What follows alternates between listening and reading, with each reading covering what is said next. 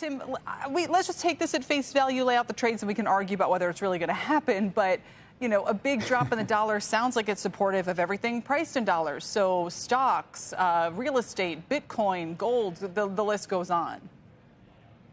There's no question that if you're a investor in foreign securities, for example, and the dollar's going lower, you're actually seeing those things going up. Real estate prices, there's a mixed outcome. Commodities, which are priced in dollars, a lower dollar tends to be very bullish for commodity markets. And despite concerns on growth out there, which are the other side of what's been going on with commodities, the weaker dollar is certainly a big beneficiary. So I think there's a lot of arguments that the dollar could go lower. A lot of people look at the move you just discussed and said, hey, the dollar's already had a big move. How much is left?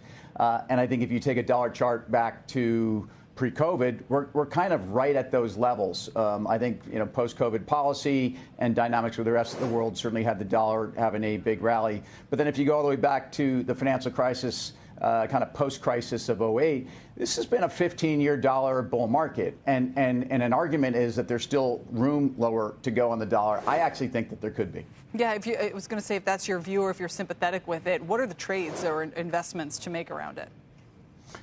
Well, we have this discussion, Kelly, periodically about international investing. And again, if I would look at owning Euro Stocks 50 or owning MSCI ex-US, this is a 15-year chart that didn't do so well. So kind of the opposite of what we're talking about on an increased dollar. So if the dollar is going to continue to trend lower, and as we've seen, international markets have really outperformed. I run an international ETF, IDEVO, and we are exposed to trends that are not only buying those countries that we think have decent fundamentals, if not great fundamentals, and have valuation discounts and free cash flow growth.